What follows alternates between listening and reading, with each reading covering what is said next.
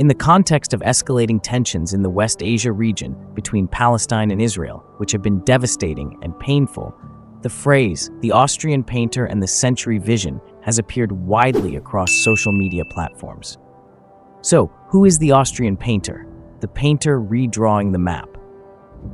What is the essence of the century vision? Look at this baby.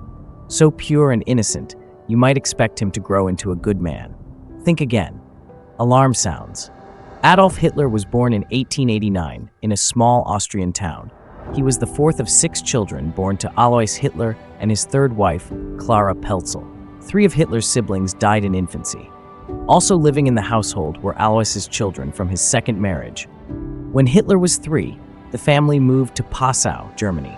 There he acquired the distinctive Lower Bavarian dialect rather than Austrian German, which marked his speech throughout his life.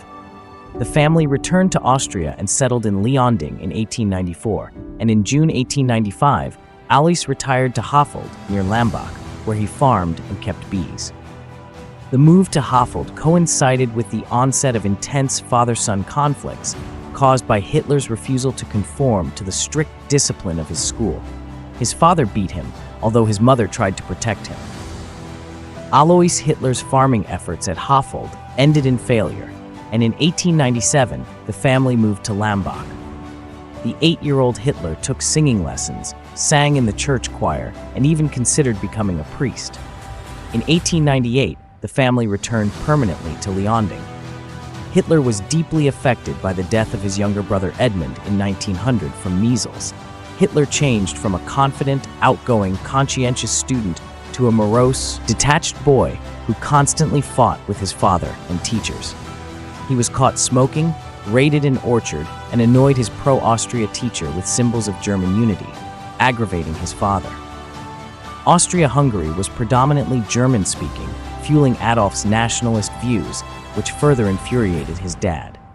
In 1907, Hitler left Linz to live and study fine art in Vienna, financed by orphans' benefits and support from his mother. He applied for admission to the Academy of Fine Arts Vienna, but was rejected twice.